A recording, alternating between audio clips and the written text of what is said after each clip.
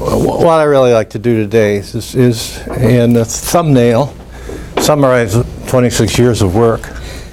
But I promised Virginia that it wouldn't be more than 40 minutes long, so.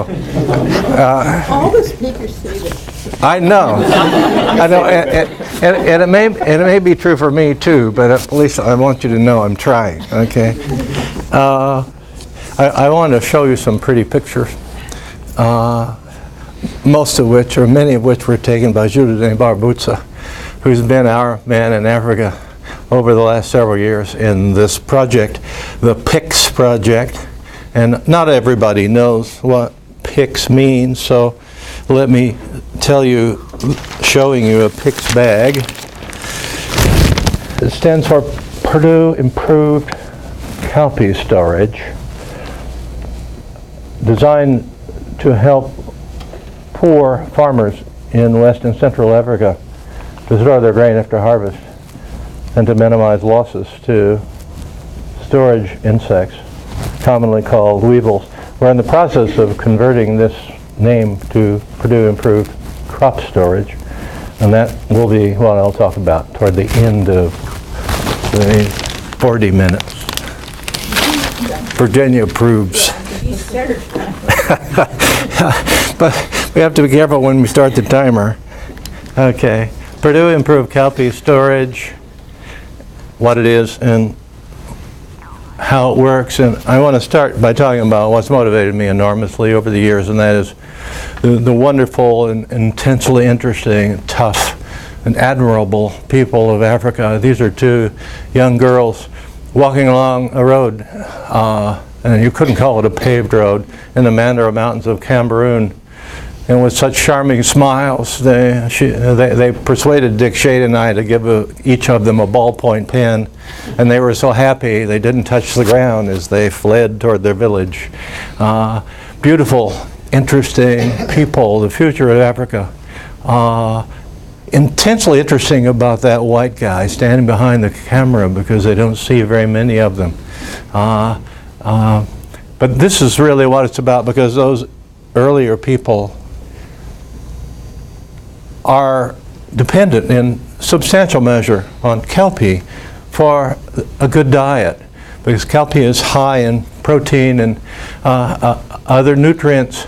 In fact, let's talk just a little bit about cowpea, because I remember 30 years ago when I first heard the word cowpea, I thought that's a funny name. And I actually was having dinner with Sir Ed Southern in Burkina Faso about 10 days ago, and his colleague asks, where did the name cowpea come from? And actually, I'm not quite sure, but I think it has something to do with, it was once a fodder fed to cattle, because it's very rich in protein too. The leaves as well as the seeds are really good.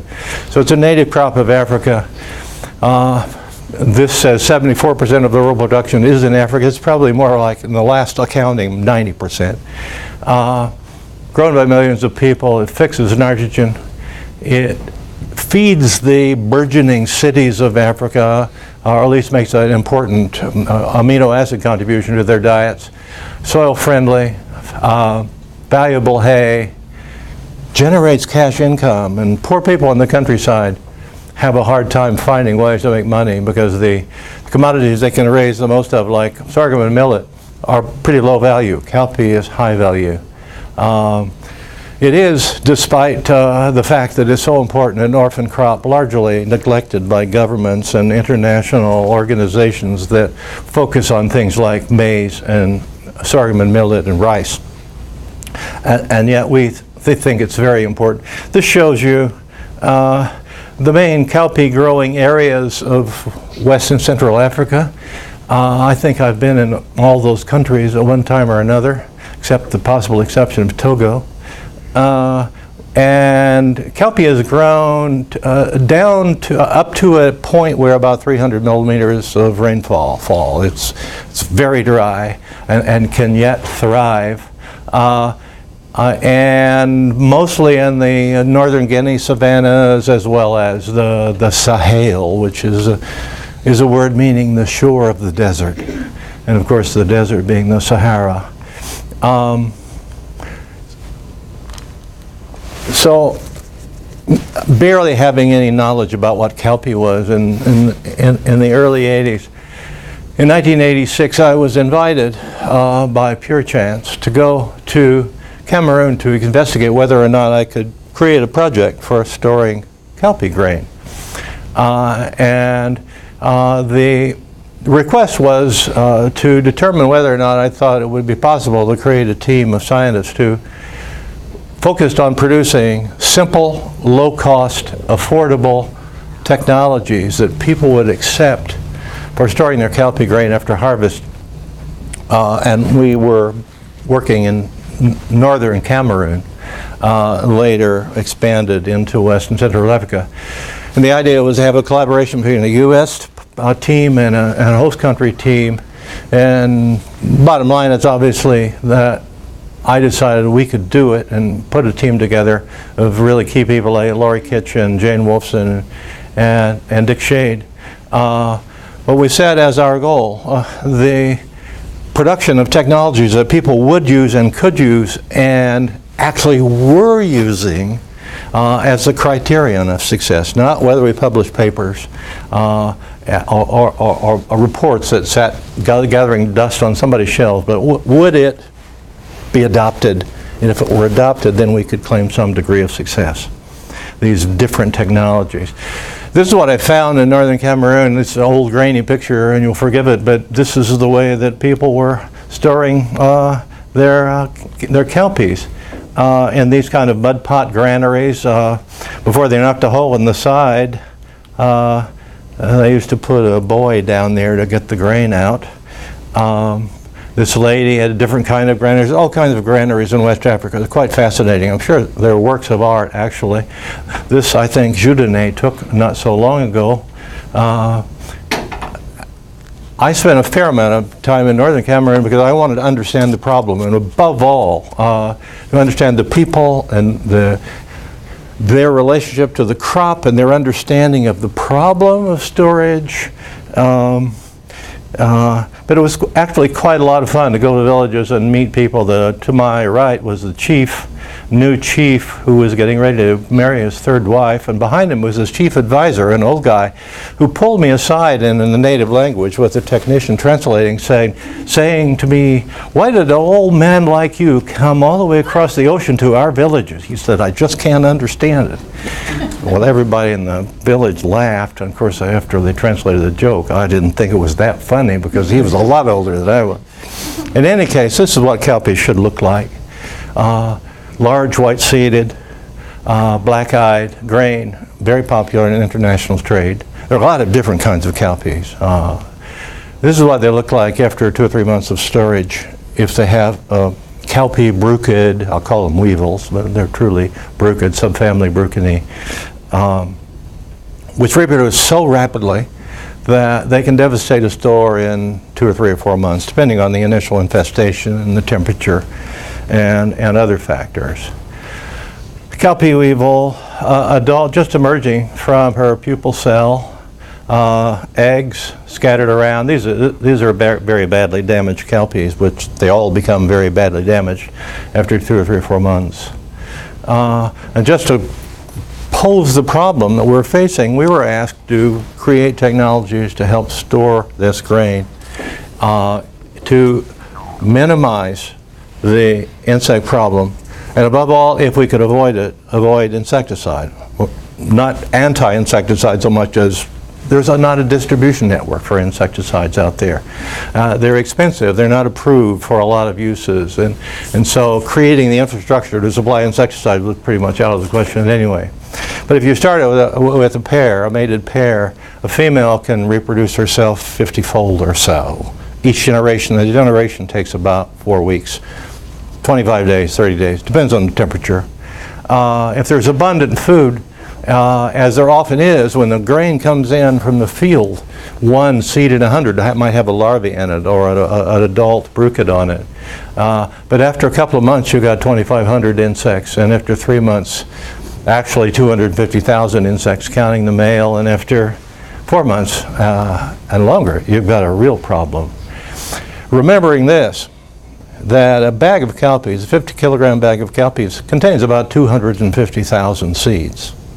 So you can imagine that if you only have 2,500 holes, emergence holes of adults that have developed in that grain, people don't even notice. It's when you get up into this range that people worry. That means that there's a 2 or 3 month period where if you can stop the infestation, arrest it, you can prevent the grain from having really serious damage. And people are used to a little bit of damage. So that was our task, to figure out within 2 or 3 months of harvest to arrest the infestation. And we created a whole series of technologies, which I won't talk about, 1 or 2 brief allusions to, which I'll talk about. But when I went to Cameroon for the first time in November of 1986, I learned what people were doing to deal with the cowpea problem, the cowpea weevil problem in their stores. They were selling their grain at harvest time. Now at harvest time, there's abundant grain. And abundant grain means the price goes down because everybody wants to sell and every buyer wants to get the lowest possible price. But they had to sell at that time because they need money to pay their school fees in the early fall, or to have weddings or pay debts or whatever. So people sold their grain because they couldn't store it. They could store it for a month or 2 before this population exploded, but that was about as long as they could keep it, and often they sold it earlier than that. Coming back to the market 6 or 8 months later to buy the grain where the price was 2 times or 3 times, and some years 4 times higher. Same people to get the protein they needed, the good quality protein that cowpea provided. This is a story about people, and I've had the extraordinary privilege of working with some really brilliant ones. And this is a fellow named Mofi Taama from Togo. I inherited a project that was being transformed from an IPM project into a storage project, but Mofi came along in the deal, and he really helped us get started in the project. By the way, he left the project, and about a year later he died in 1992 of Lassa fever. He got sick, and 3 days later he was dead. It's in sometimes a rough place. And we regretted his loss because he, more than anyone else, put me on the trail of the triple bagging, the PICs that led to the PICs bag. Mofi, learning that I was coming to northern Cameroon to help kickstart the project, the new project, the storage project, decided to do an experiment. And he said, well, Murdock's coming here, I'll really show him how to do this, and then, you know, I'll be in good with him. So he took double plastic bags and he filled them with infested cowpeas. And then in one set of bags he put carbon tetrachloride, don't cringe, as a fumigant because it would evaporate, and to keep it from evaporating he tied the bag shut.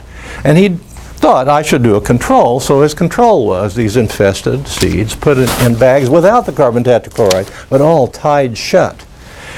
So as I was walking into the lab in Jarangol in Marawa, Cameroon, I saw these bags. I said, Mofi, what's that? And he said, well, that's an experiment I did to show you, but he said, it didn't work. I said, what do you mean it didn't work? He said, well, explained what he had done, putting the carbon tetrachloride in some of the bags and not in the others. He said, well, the carbon tetrachloride to kill all the insects. He said that was great, but the problem is that other bag, the control, something was wrong with the control because all those insects died too.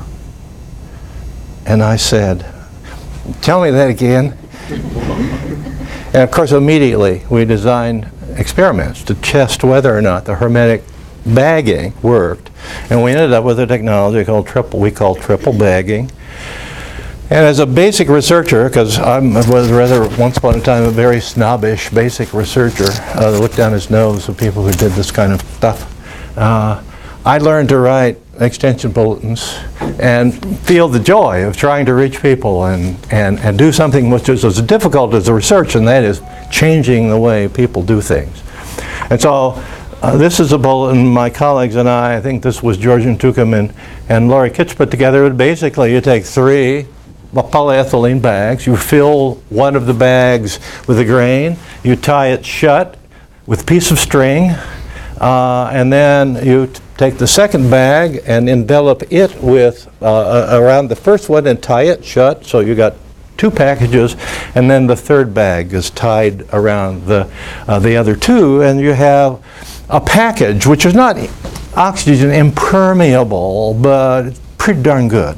It's not totally airtight, but fairly close, and extremely cheap. These bags are widely available on the market, and at quite low cost, and that was one of our criteria. Can we do it cheaply?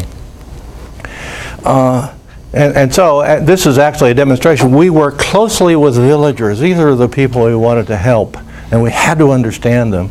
And so we spent dozens of trials in villages throughout northern Cameroon, calling people together, showing men and women how to use our technology. This happens to be a solar heater, which is another of our technologies that I'm quite proud of, but this is a bagging demonstration.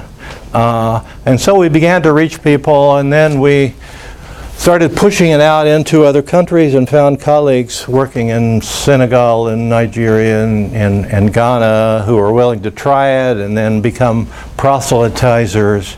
And then some bad news came. The bad news was the Bean Cowpea Collaborative Research Support Program that had supported this research with about $3 million over 17 years, wanted to do a review of our project because they wanted some evidence so they could present in Washington that their investments in research had paid off. When I got that news, I thought, oh hell, what if they find out they got no benefit at all out of their investment? What am I going to do? Well, the bottom line is a series of economists, Jess Lowenberg DeBoer led the team, did a randomized study of 7 West African countries and found that there was substantial adoption of CRISP technologies in several countries, mainly the bagging technology, with an estimated net present value of about $180 million, based on an original investment of about $3 million. This was 6 years ago. So this happened to be perfect timing, and by the way, I was relieved that there was some return on the investment, but the real return on the investment came the following year, when in late 2006 and early 2007, the Bill and Melinda Gates Foundation, who had been investing hugely in AIDS prevention and information, as well as mosquito problems and malaria, recognized that they should help feed people as well as because they would respond better to the medication, and so they began to want to invest in technology that would help people have better food. And Jess Lowenberg DeBoer and I put together a concept note which they liked, and this led to the Gates Foundation funding a 5-year project with $11 million budget to extend the technology to essentially 50 million people in West and Central Africa. Much of the work was extension and value chain development, but there was a research element, and I'm going to talk about the research element.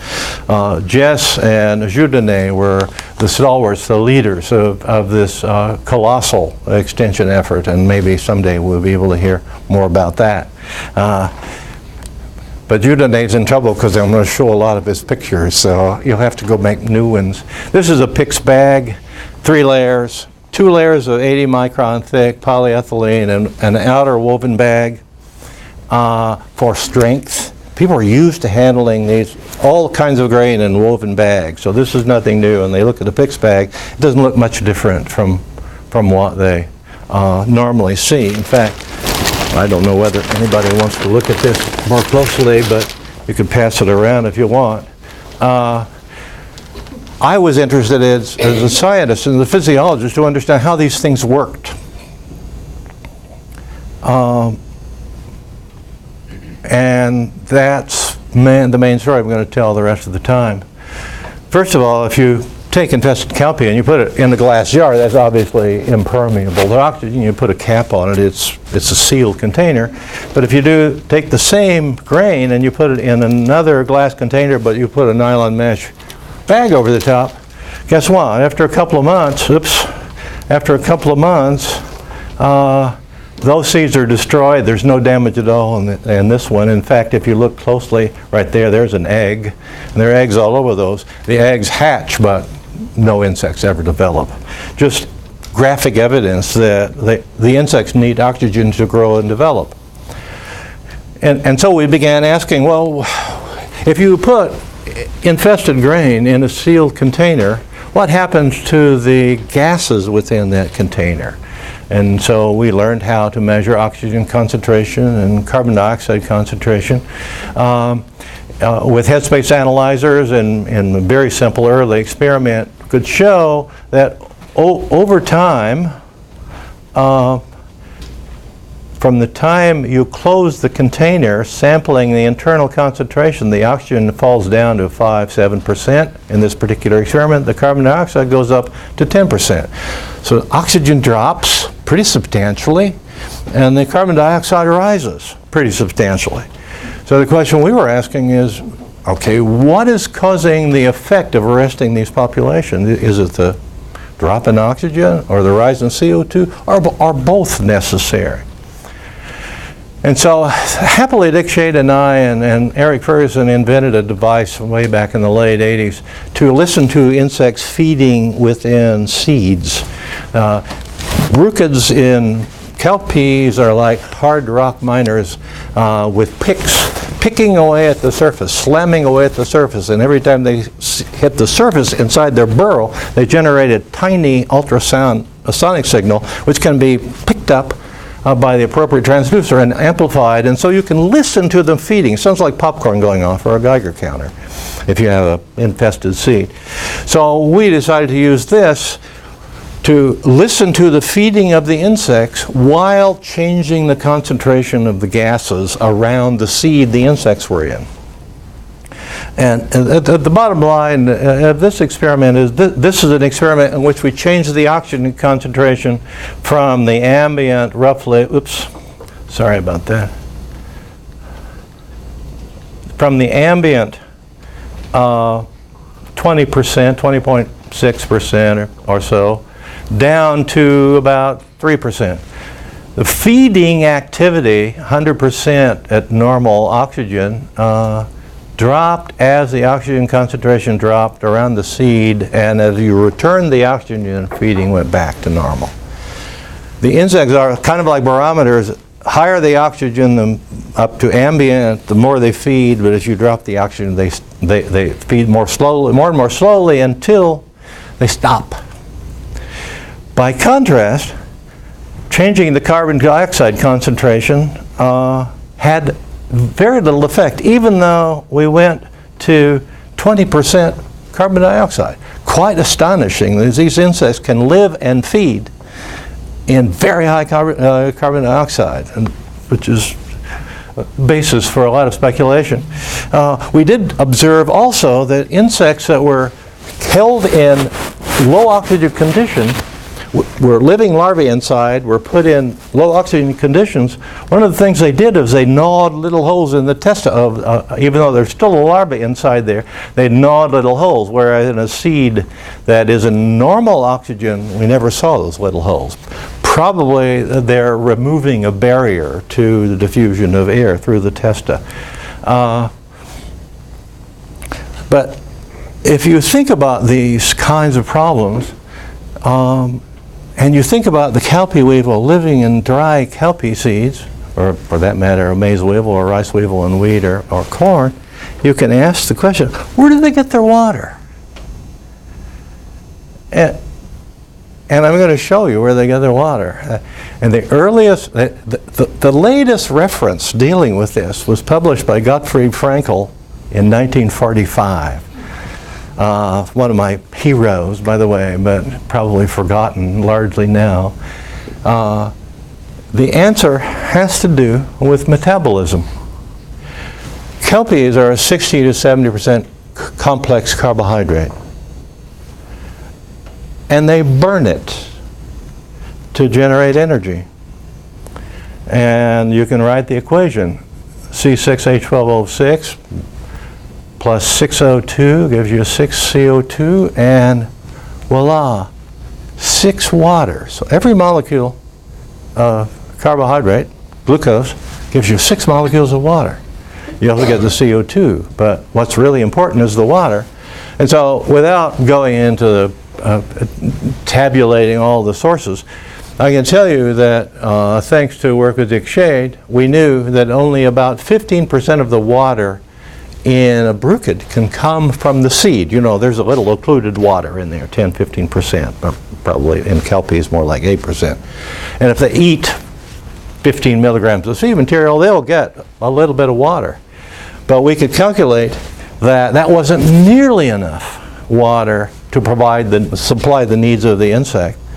But when, thanks to Venu margum, we learned that the insect uses quite a lot of oxygen to go from egg to adult. In fact, Venu came into my office one day and we were talking. I said, Venu, why don't you figure out how much oxygen does a cowpea bruchid use from the time it hatches from the egg until it comes out of the seed as an adult? Well, I don't know how many people still know him, but he's a really bright guy. And I'm sure he enjoyed very much marching into my office about 3 months later and said, well, I said, a bruchid uses 8.5 milliliters of oxygen. It's about 40 milliliters of air equivalent. Well, that figure that Venu came back with allowed me to calculate that the oxygen would suffice to produce about 90% of the water. The oxygen converted to water. But it also, so the insect got its water from metabolism. And most of it from metabolism. It's probably true for all stored products insects. But there is another consequence that might glimmer. What's happening in a PIC's bag, or any hermetic container, as the oxygen is falling due to the metabolism of the insect. The insects become inactive. If they are not able to have oxygen, they can't make water. If they can't make water, they're going to dry up and die. And that's what happens. They don't suffocate. They dry up and die. And the small ones, the little larvae with very large surface to volume ratios, they die first. And the big, robust larvae last a lot longer. But the insects are desiccated due to the absence of oxygen. And so that's our story, one we're very proud of. This just summarizes that, I think. Now I want to talk about the PICs project and how it's gone out. And this is not mainly my bailiwick, but I love these pictures, so I'm going to show them to you as I steer toward the end of this. The PICs project's goal was to reach 30,000 villages in West Africa, 10,000 in Nigeria alone. And I'd like to say we did it, but you guys did it. And that's wonderful. But here are the kind of things you'll see. People are really eager for a better life. They'll come a long way to listen to new ideas. They're skeptical, reasonably, and with good reason, because they've been sold bills of goods often by purveyors of their favorite idea. But they come and listen, and will try, at least on a small scale, the technology. And so, thanks to the extension efforts and the value chain development of the PICs project, PICs bags are getting more and more out there. So far, about 2 million of them have been sold. They can be used for several years each. And they generate, as I remember, about $150 income for a $3 investment, which is not bad. Judenet was out there on the front lines. People came, experiments were set up in the villages, and then the team went back 3 or 4 months later and publicly opened the bags so that they would know there was no shenanigans involved. This is the original method we used in Cameroon.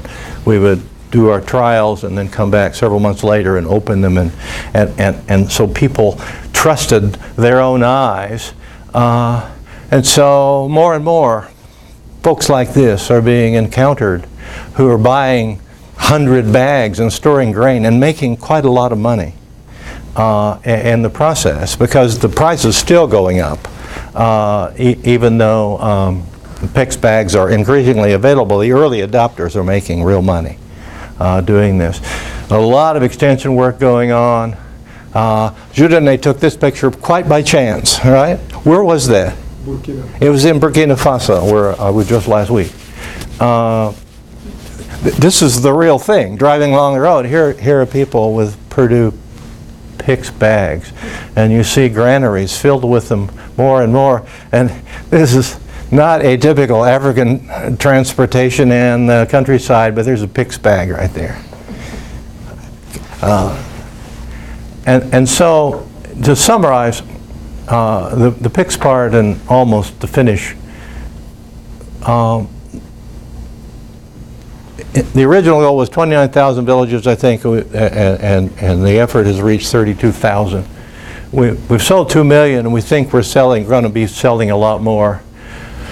I don't know the number, but some hundreds of millions of dollars have gone into the hands of poor people.